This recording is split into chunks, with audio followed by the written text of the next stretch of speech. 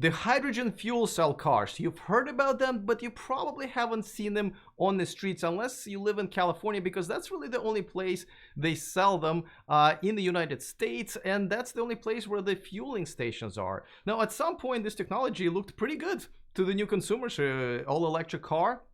Companies like Toyota with their electric fuel cell car like this one Mirai offered 3 years of free refueling. Can't beat that.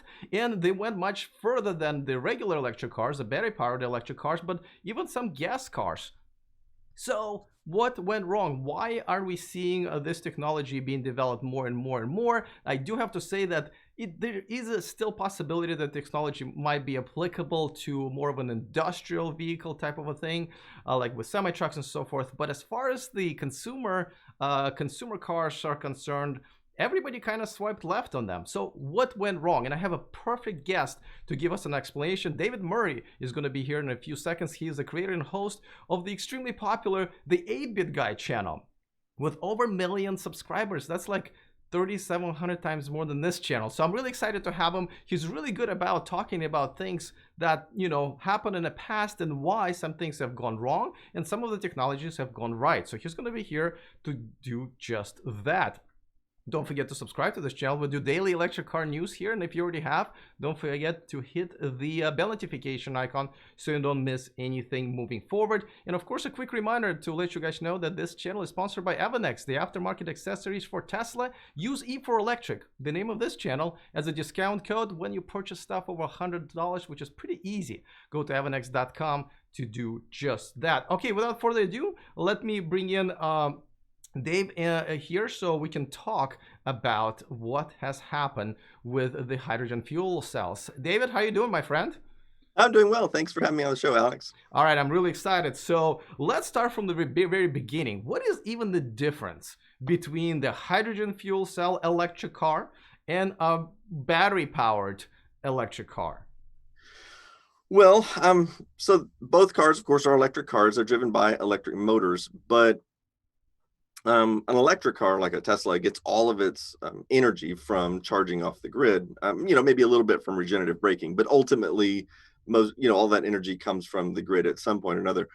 The fuel cell, of course, just combines hydrogen and oxygen in a fuel cell, which actually creates the electricity used to drive the electric motor. Now, fuel cells, of course, they've been around for a long time. They've used them in the space program, and usually they have separate containers of hydrogen and oxygen that they combine together to create the electricity. But in the application of a car, typically they use what would be called a breathing fuel cell, meaning it gets its oxygen from the atmosphere, and the only thing you have to carry is the hydrogen along with you as the fuel. And of course, once the hydrogen and oxygen are combined together, you get water, H2O, as the byproduct. And of course, it's considered to be a zero emissions technology. I hope that explains everything pretty well. Okay, so basically, it's the drivetrain is the same. It's just where the energy is coming from to that powertrain, correct?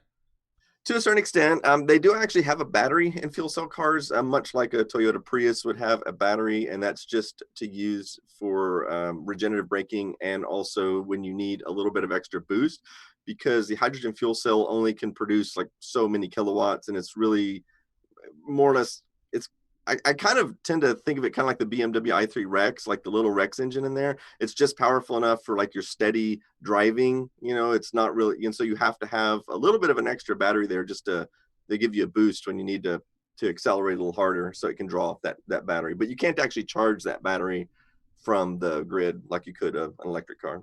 All right, now, so how do you fuel these cars, and why can't you do it at home? Well, so you would actually have to drive up to a hydrogen station and pump hydrogen into the car. And it's a very high pressure hydrogen, and it would require a very expensive type pump in order to be able to even refill the car. In fact, some of the hydrogen stations have different limits, like on how much they can actually pump into a car, because some of them have different PSI maximums.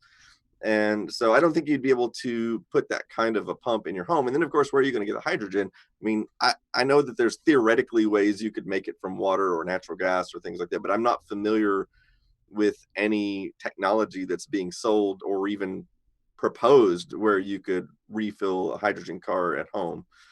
So, All right, so now let's go back. When these cars were introduced, I remember seeing a Mirai and going like, "Oh my God, 3 years of free fuel! I don't even care what it is.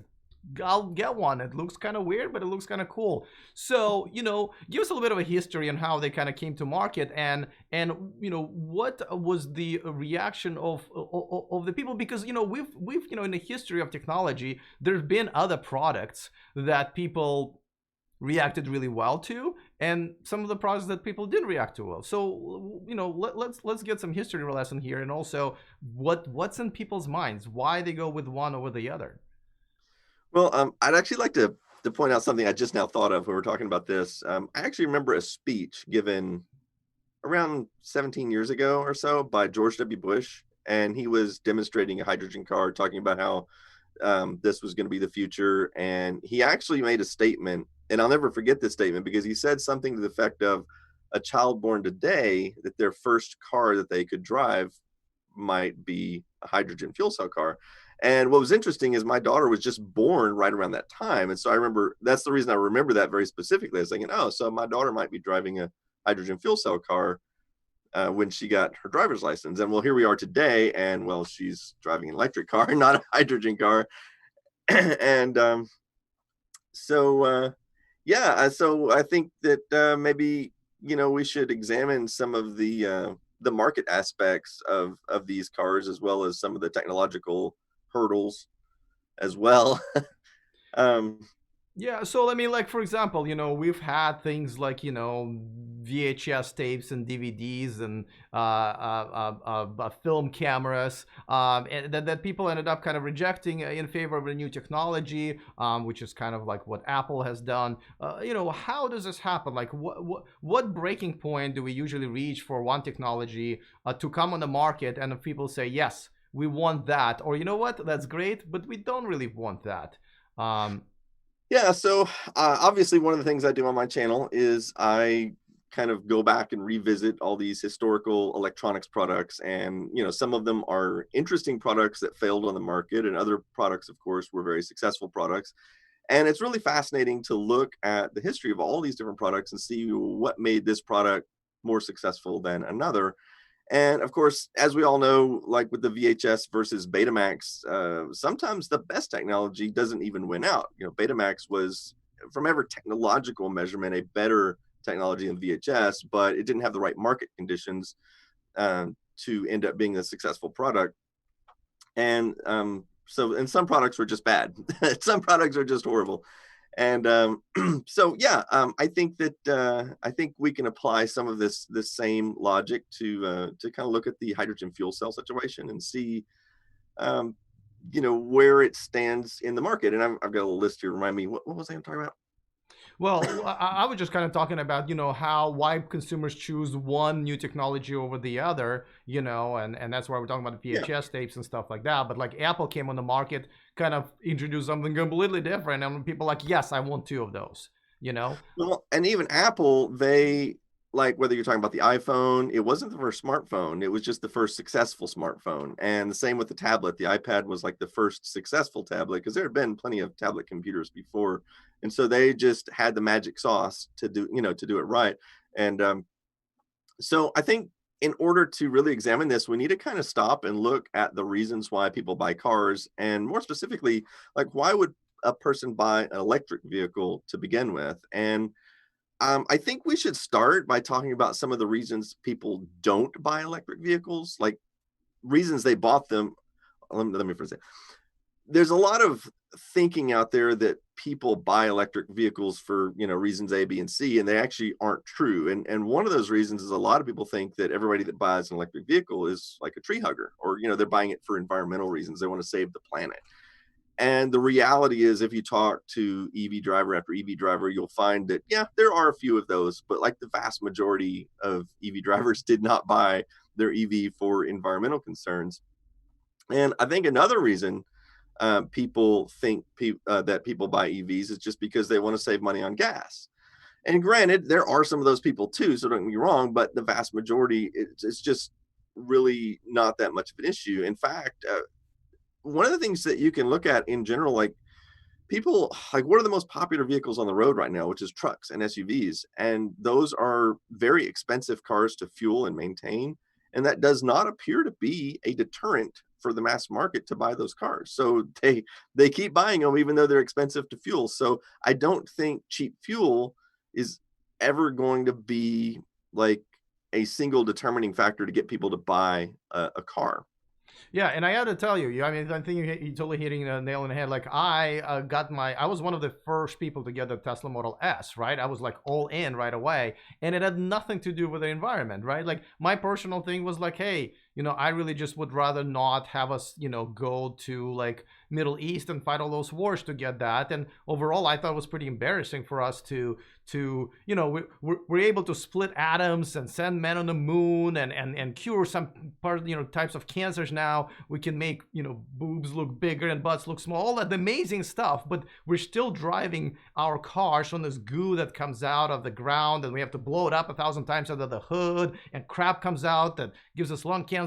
I just wanted to save us all embarrassment, just in case aliens come over and go like, what the hell are you guys doing here? So you're absolutely right. People don't really buy these cars for the environmental reasons. So now with Tesla on the market, it's because it's just a cool car. So, all right, now let's get back to the hydrogen fuel cell cars. All right, so they came on the market, pretty good deal. Carpool stickers and all, and incentives. So what went wrong? And on both sides, the manufacturer and the consumer. Well, there's a few different things.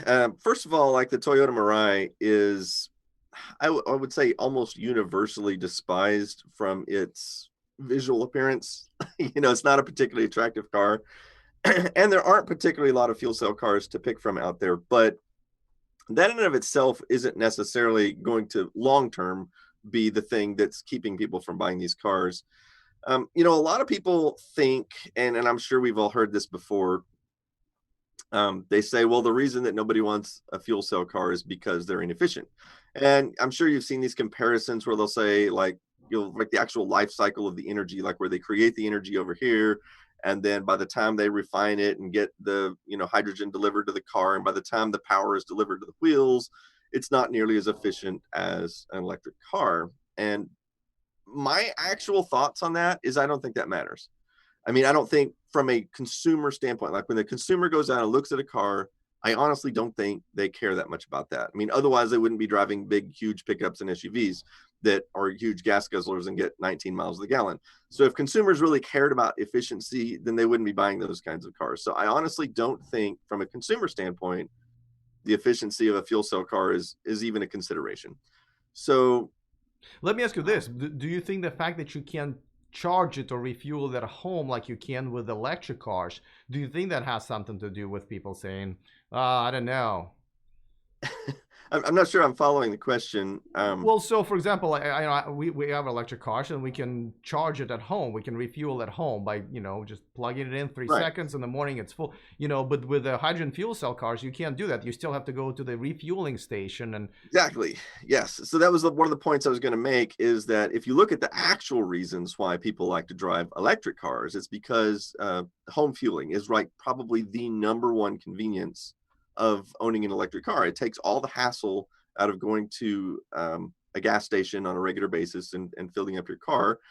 About the only time you have to do it is if you're taking like a long road trip or something like that. You would need to recharge somewhere, but most EV drivers are going to recharge at home, and that is a very big incentive to own an EV.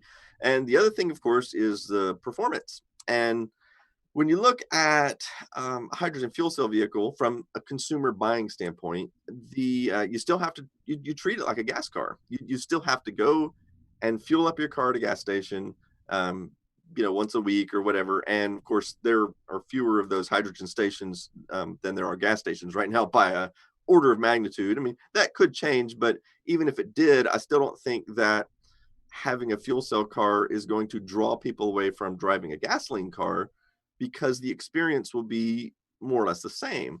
And if you look at it from a performance standpoint, the fuel cell can only deliver so many kilowatts. And in order for a car to be able to perform like a Tesla, you need a big, big battery that can push a lot of kilowatts out to the motor. And the hydrogen fuel cell cars would never be able to do that. I mean, you would have to have a really huge fuel cell stack that would be really, really expensive, and that would make that car fundamentally unaffordable to a regular consumer. And so, from a perspective of performance and convenience, a hydrogen fuel cell car is never going to be any better than like a Toyota Prius from a consumer standpoint. And so you have to always ask the question. It's like, well, what is it about a fuel cell car that you would draw consumers away from driving gas, like regular gasoline, to a fuel cell? And the only thing it really offers is that it's better for the environment. And as we all know, most people aren't going to spend money on something just because it's better for the environment. And I mean, there are people out there, but like 99% of the population that buys cars is not interested in that. If they were, everybody would have been driving hybrids 20 years ago. And obviously, everybody's not. And so I don't think that the environmental aspect is going to drive people to a fuel cell car. And so that leaves you with a car that's considerably more expensive to manufacture and sell than a gasoline car. It doesn't offer any better performance than kind of a low-end gasoline car. It doesn't offer any more convenience than a gasoline car. And I honestly don't even think they'll ever be able to get the purchase price even close to a gasoline car. But, I wanted to do kind of a comparison. Like, let's take like one of the most popular cars on the road. Let's take the Toyota RAV4.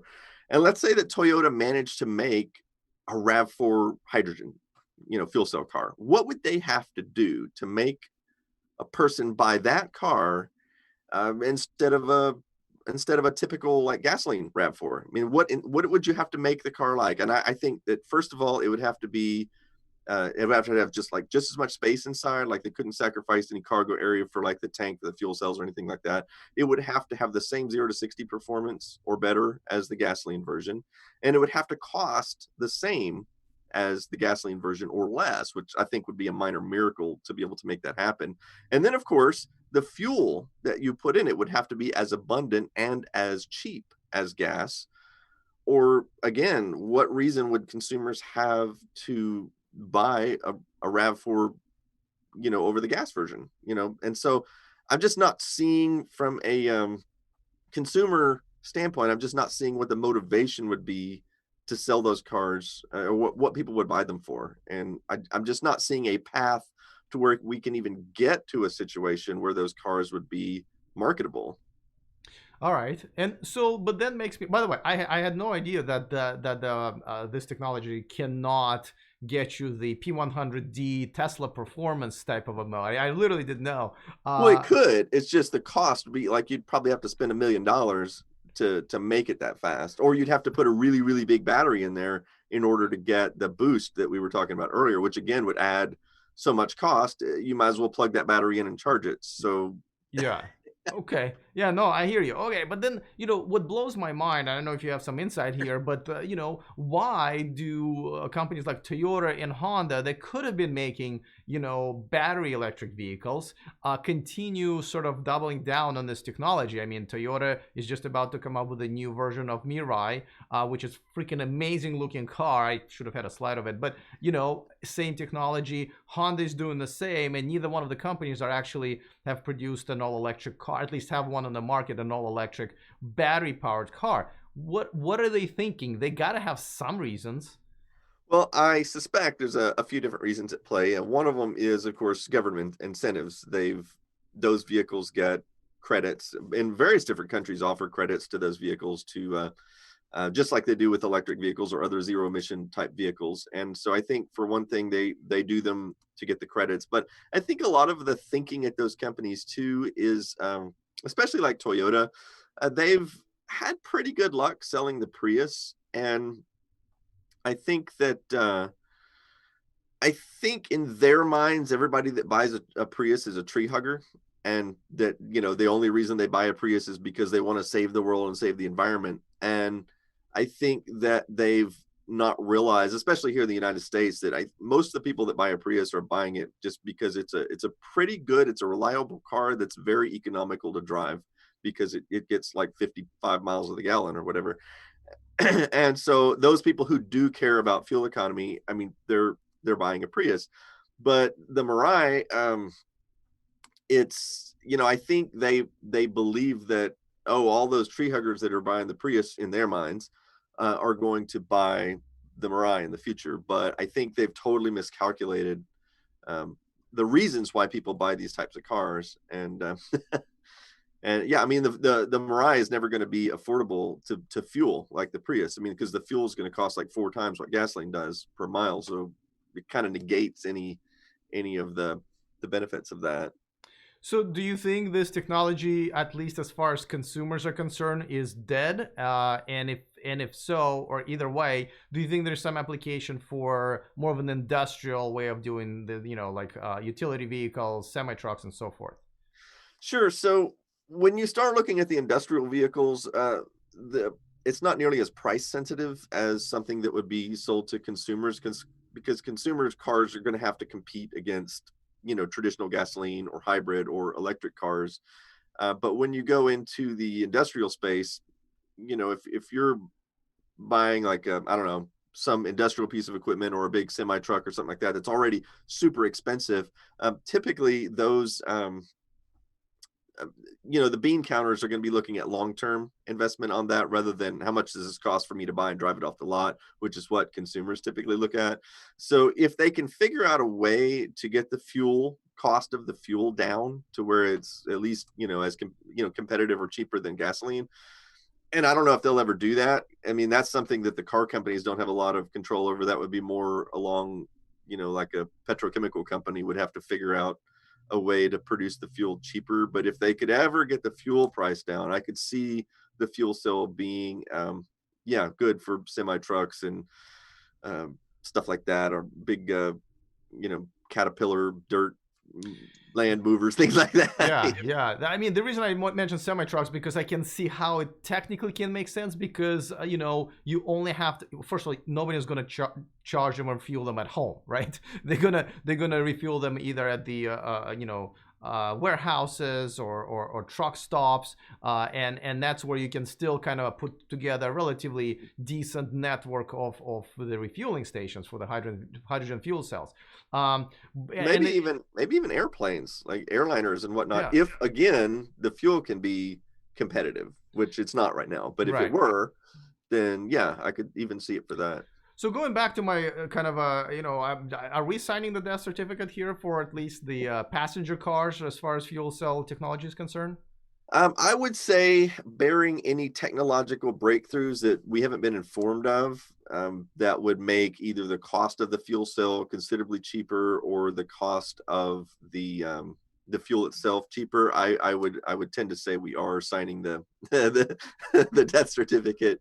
I don't mind. I'm just, and yeah, I mean, it is what it is. I mean, I'm always rooting for the, green energy, but in this case, that looks like it was a good try, but a bit of a mistake. Would you agree?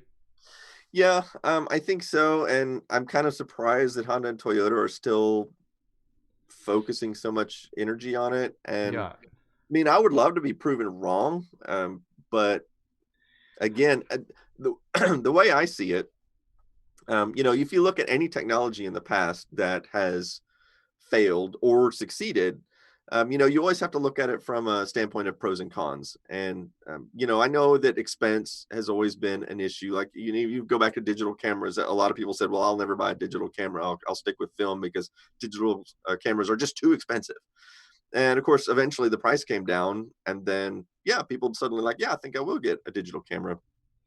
And so, same with flat screen TVs. I mean, you can buy a flat screen TV now way cheaper than what an old CRT tube used to cost, which is mind blowing to me that they managed to get the price down. So, from a consumer perspective, if they were going to buy a hydrogen fuel cell vehicle, like we said earlier, it doesn't really offer any advantage over a gasoline car from a consumer driving standpoint. And so the only thing they could possibly do to make it incentivized to consumers is to get the price down, and it would have to come down an order of magnitude, I think. But if that happens, yeah, maybe a successful technology. But I don't see it happening. Yeah, I agree with you. All right, well, listen, thanks so much. I really appreciate you, coming on. And if you don't mind, tell us a little bit about your channel because it is widely popular, and you're doing something very different than a lot of people have done with their high tech channels. So tell us a little bit about that. Yeah, I like to explore old technologies, old computers, old game consoles. I like to do history series explaining, how they worked and how, how they existed on the market and whatnot. And I talk a lot about failed products. And of course, I also do like restorations where I'll take like old computers or game consoles that are not working and discolored and really dirty, and I'll clean them all up and show how to make them look and work like new again. People really love that. I bet it's really popular right now that everyone's stuck at home with their Yeah, cleaning products. Right? everybody's Yeah. stuck at home playing games. Yeah. Absolutely. All right. Well, listen, thank you so much for coming on. I really appreciate it. And I hope to have you on sometime in the very near future. All right. Thanks a lot.